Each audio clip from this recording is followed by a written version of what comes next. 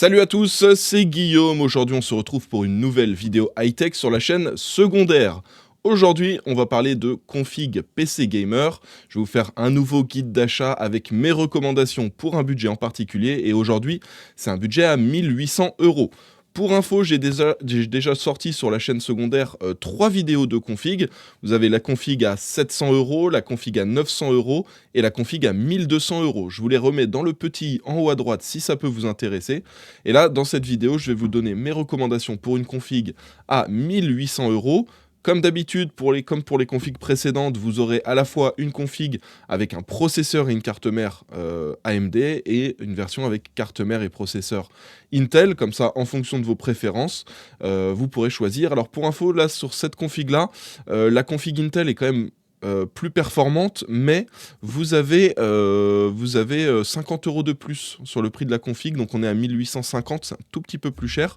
Par contre, c'est quand même plus future-proof, la config avec le processeur Intel. Donc ce sera à vous de faire les choix. Et comme d'habitude, je vous ai mis les liens et les références de tous les produits de ces configs-là. C'est dans la description de la vidéo juste en bas. J'espère que la vidéo va vous plaire. Si c'est le cas, comme d'hab, n'hésitez pas à mettre un petit pouce bleu. Pensez à vous abonner si ce n'est pas déjà fait. On est sur la chaîne secondaire, hein. Donc si vous êtes déjà abonné à la chaîne principale mais pas encore à la chaîne secondaire, n'hésitez pas à le faire. Et je vous rappelle que vous avez aussi dans la description de la vidéo le lien vers la troisième chaîne. La troisième chaîne que j'ai sortie il y a quelques mois maintenant et ça s'appelle Guillaume Benchmark. C'est très très simple. C'est juste des vidéos brutes avec des benchmarks, des comparaisons de cartes graphiques, des tests en jeux vidéo. Et c'est une troisième chaîne qui va vous aider, qui va vous servir de support un petit peu pour vous renseigner sur les différentes performances de cartes graphiques, les différences entre chacune, pour vous aider encore plus à faire le meilleur choix, la meilleure carte graphique pour pour l'utilisation que vous comptez en faire. Du coup, c'est parti, on se retrouve tout de suite là sur le PC. Et on va commencer avec la config AMD. Alors vous voyez, AMD, on est sur une config en B550. Alors c'était un peu compliqué de faire ce choix-là parce qu'on est sur une config à 1800 € quand même. Une config à 1800 €, ça devient déjà du haut de gamme, du très haut de gamme même. Et j'ai hésité, je me suis dit, est-ce qu'on part sur une config en B550 avec un très très bon processeur en Ryzen 5000, ou est-ce qu'on part sur quelque chose de plus moderne, plus récent, avec un Ryzen 7000 et une carte mère en B650. J'ai fait le choix de partir sur une B550, mais sachez que c'est aussi possible de partir sur une B650 avec un processeur Ryzen. Si vous êtes intéressé, n'hésitez pas à me le dire dans les commentaires. On pourra faire une petite version alternative, je vous mettrai à jour la description avec des liens supplémentaires pour ceux qui veulent un Ryzen 7000 avec du B650 en carte mère. Donc au niveau de la carte mère, on part sur la TUF Gaming B550 Plus Wi-Fi 2. Avec, donc là c'est une version en DDR4, hein, étant donné qu'on est sur du B550 et du Ryzen 5000, il n'y a pas le choix. Donc là-dessus, AM4, c'est de la DDR4 uniquement, c'est pas comme Intel où il peut y avoir des cartes mères en DDR4 et des cartes mères en DDR5. Donc là on est sur de la DDR4 et on est sur une belle carte mère haut de gamme. D'ailleurs GQ on avait fait un test de cette carte mère, hein, le test est toujours disponible sur sa chaîne, vous pouvez aller voir. Je crois qu'il avait testé celle-ci et la MSI B550 Tomahawk, il me semble qu'il avait testé les deux. D'ailleurs, les deux étaient des très très bonnes cartes mères, hein. Et donc là, l'avantage de celle-ci, on est sur du haut de gamme. On a la possibilité de mettre même les très gros processeurs. D'ailleurs, c'est ce qu'on va mettre sur cette config-là. Et on a le Wi-Fi. Enfin bon, c'est une carte mère très complète, mais avec un budget qui reste quand même assez intéressant. 165 €. Ça reste OK. Pour info, si vous allez sur du B650, ça coûte tout de suite 200, 220, 230, 250 € si vous voulez des bonnes cartes mères. Alors que là, ça permet pour une cinquantaine d'euros de moins d'avoir quelque chose qui est aussi au top et qui accepte les plus gros processeurs. Donc on part sur cette carte mère, la B550 Plus Wi-Fi 2 pour la config AMD, et pour le processeur qu'on met dessus, c'est le Ryzen 7 5800X en version 3D V-Cache. Alors pour info, là au moment où je vous tourne la vidéo, c'est une semaine avant que la vidéo ne sorte. Donc là le prix a un petit peu augmenté. C'est un processeur qu'on retrouve en général entre 300 et 320 €. Là je sais pas pourquoi c'est à 349. J'ai quand même décidé de tourner la vidéo parce que je suis sûr que le prix va baisser. Je vais vous mettre plusieurs liens dans la description, vous aurez le lien d'Amazon, mais sachez que c'est beaucoup moins cher sur alternate.fr. Alternate, c'est un site à la base allemand, mais qui existe en version .be, qui existe en version .fr. Ils vendent aussi en France, c'est très très safe, hein. Moi j'ai fait beaucoup de commandes là-bas, tout s'est toujours très très bien passé. Et vous pouvez aussi le trouver pour pas cher, je crois qu'il est à 300 € sur Case King. Ça aussi c'est un site allemand, un petit peu comme LDLC, sauf qu'on a les tarifs allemands qui sont quand même nettement plus intéressants. Donc le 5800X 3D, c'est en gros un 5800X sur lequel on a mis beaucoup de cache L3. Donc le cache L3, pour vous faire simple, en gros, ça va augmenter les performances en jeu. Alors je sais plus par combien ils ont multiplié, mais c'est vraiment énorme la quantité de cache L3 qu'on a dessus. Il me semble de mémoire que c'est 96 mégas qu'ils ont mis. Et ce qui fait qu'en gros, on a les performances, par exemple pour de l'applicatif, par exemple pour du montage vidéo, du streaming, des choses comme ça, on a les performances d'un 5800X classique. Par contre, pour le jeu vidéo, le fait d'avoir beaucoup de cache L3, ça va énormément augmenter les performances. En termes de performance, si vous voulez comparer ça à des processeurs Intel, pour du jeu vidéo, on est au même niveau que un 12900K, un i9 12900K, ou sur la 13e gêne d'Intel, pour du jeu vidéo, c'est l'équivalent d'un i5 13600K. Donc, on est sur un excellent processeur qui n'aura aucune limite en jeu vidéo avant un certain bout de temps, d'autant plus que si vous prenez cette config pour un budget à 1800 €, je pense que la plupart des gens qui mettent ce budget-là dans leur config, ils vont pas jouer en Full HD, ils vont plutôt jouer en Quad HD et en 4K. Et vous le savez, quand on va jouer en Full HD, la carte graphique va générer beaucoup d'images par seconde, donc il faut avoir un bon processeur qui gère derrière pour gérer ce flux d'images par seconde. Par contre, quand on est en Quad HD, la carte graphique va en générer moins par seconde, et en 4K encore moins, ce qui fait qu'il n'y aura pas besoin forcément d'un processeur encore plus performant. Donc en Quad HD, il y aura moins besoin du pros qu'en Full HD avec une même carte graphique. Donc ça, c'est quelque chose qu'il faut bien retenir. Si vous prenez cette config, bien sûr, pour partir sur de la Quad HD ou même de la 4K, vous verrez qu'avec la carte graphique que j'ai mis, vous pouvez jouer en 4K, bien sûr. Et ben ça veut dire que le processeur sera pas ultra utilisé, et ce qui veut dire que vous allez avoir de la marge dans le temps. Donc c'est pour ça aussi que je suis parti sur du B550. Là, vous allez mettre ce processeur, le jour où vous voudrez upgrade, il faudra changer carte mère et processeur, et éventuellement la RAM.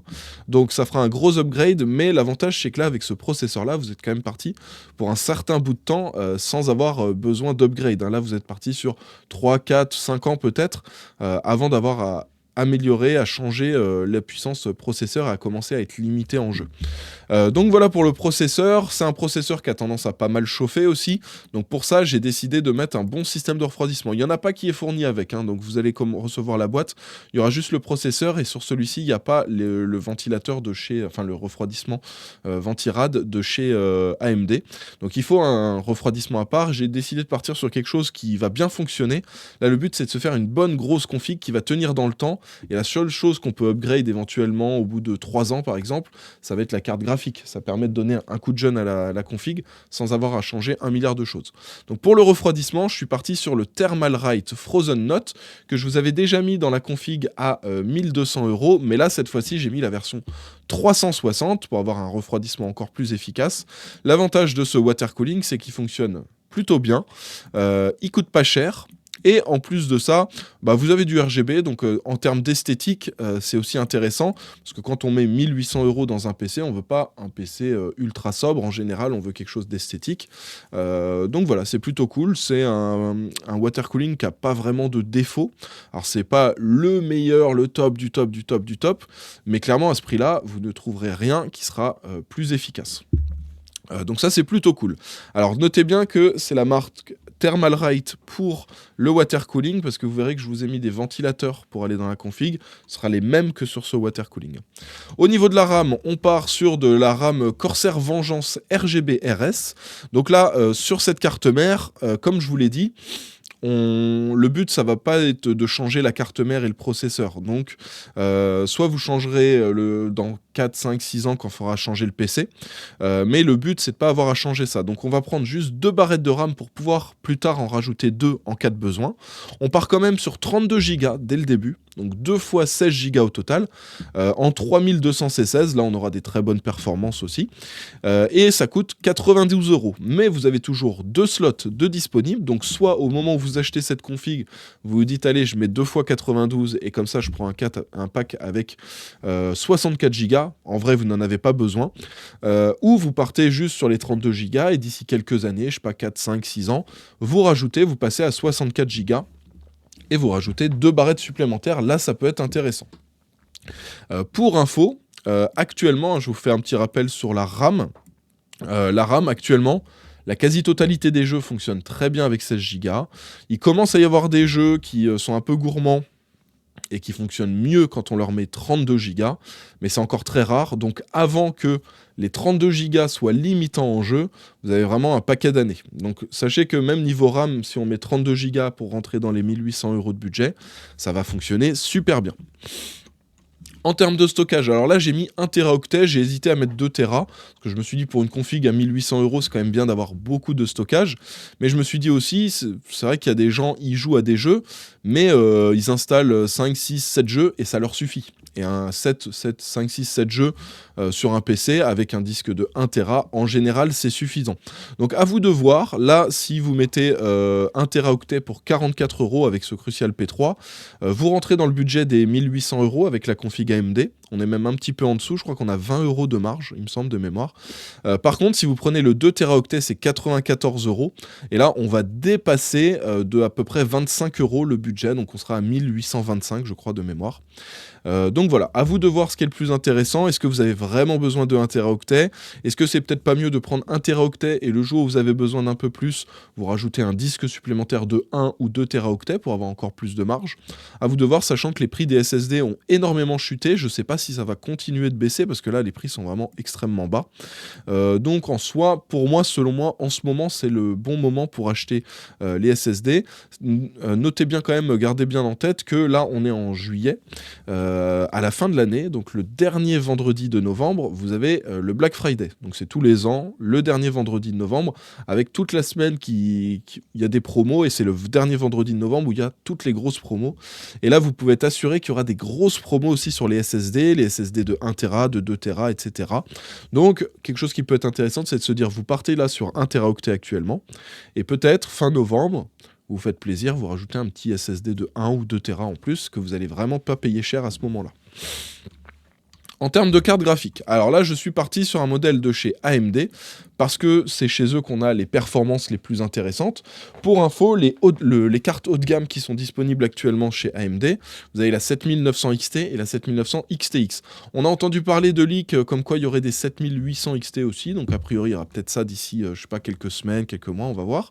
Mais actuellement, le haut de gamme, 7900 XT et 7900 XTX. Pour info, la 7900 XT, elle est 7%, enfin moi c'était dans les tests que j'avais fait, 7% moins performance qu'une 4080. 4080 qu'on retrouve entre 1300 et 1600 suivant les modèles, 1300 € et 1600 €. Et la 7900 XTX qui est à peu près 7-8% plus performante que la 4080. La 7900 XTX, on est à entre 1050 et 1150 € suivant les modèles.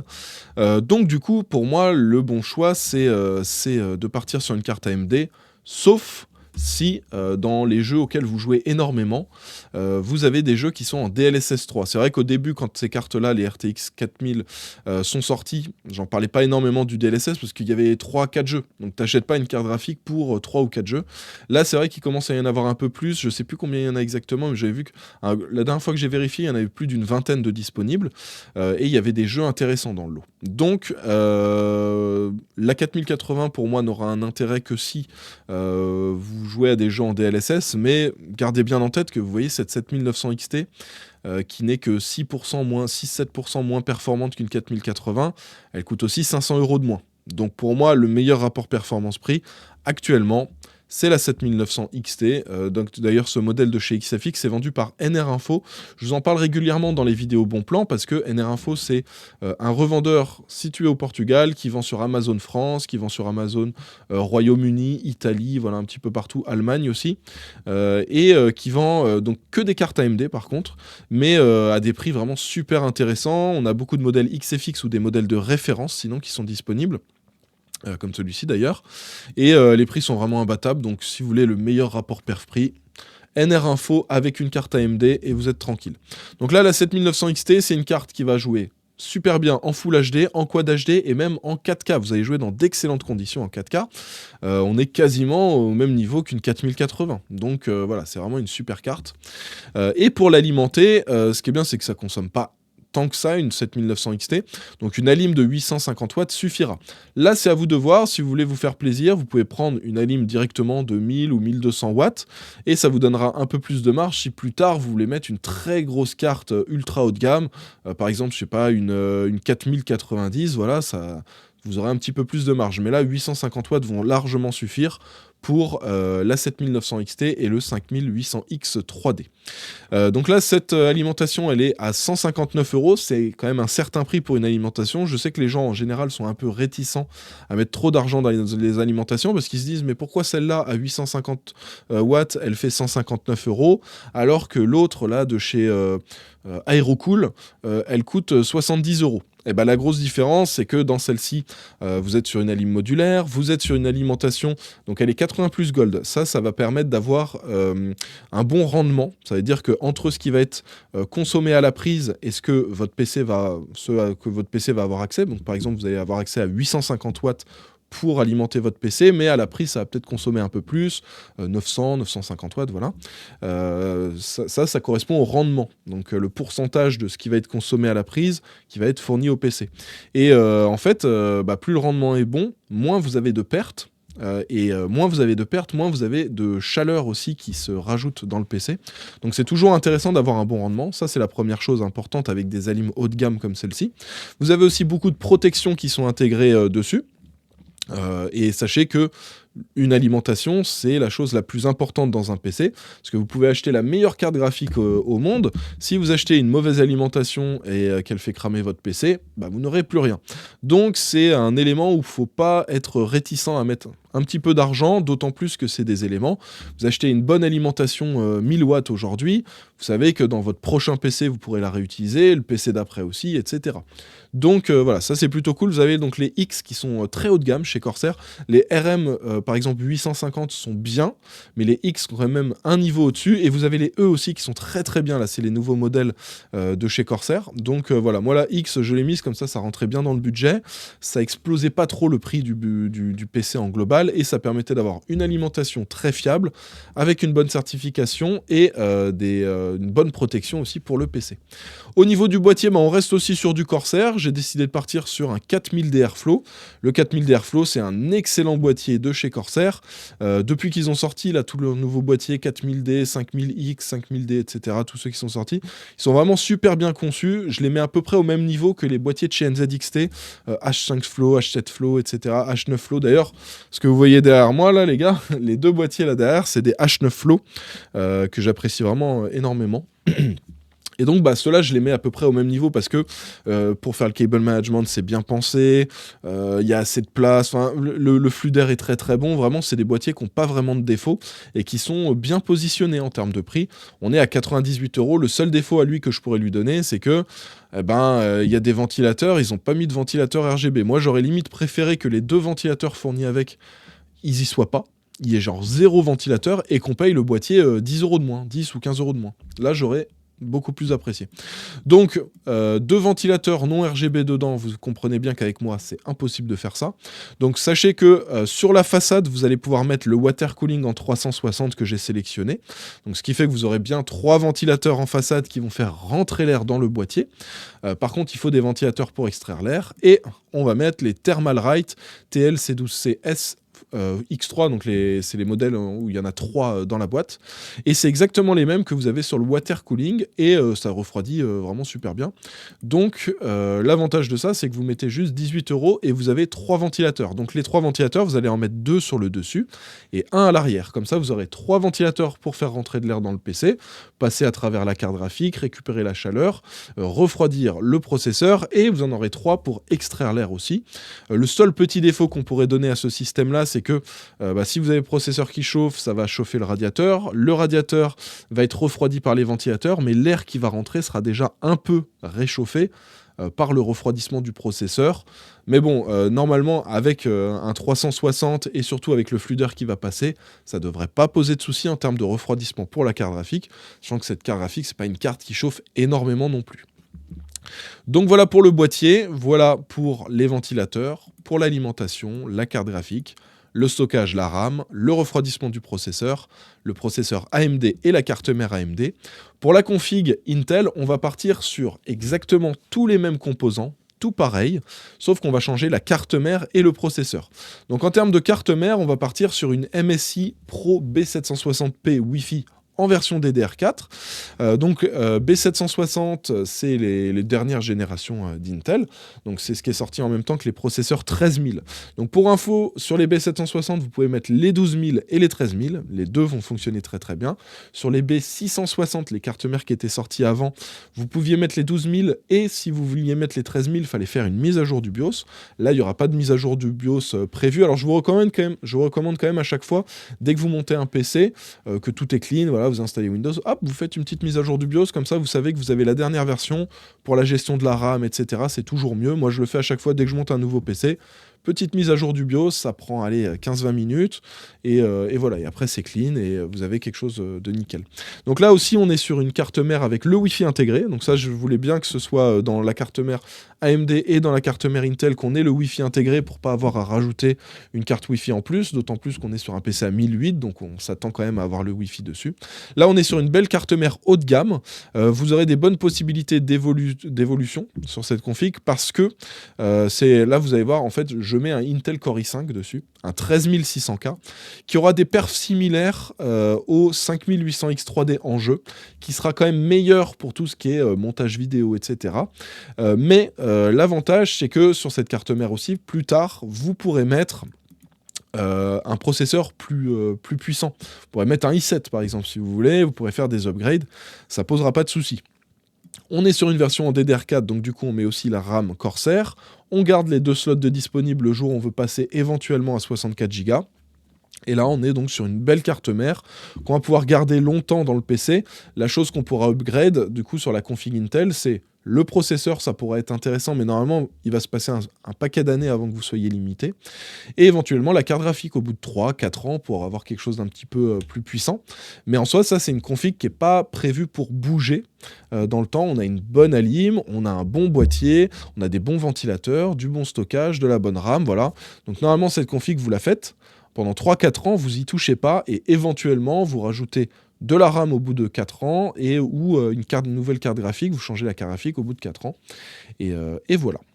Voilà pour le détail de ces 2 configs. Alors, je vous rappelle que vous retrouvez les liens et les références de tous les composants que je vous ai mis là pour ces configs-là, c'est dans la description de la vidéo juste en bas. Si vous avez des questions, n'hésitez pas à les poser dans les commentaires. Pour info, la prochaine vidéo qui sortira, je crois que c'est dans 2 semaines, ce sera une config à 2500 € et plus. Donc là, c'est nos limites en termes de carte graphique si vous voulez monter plus haut.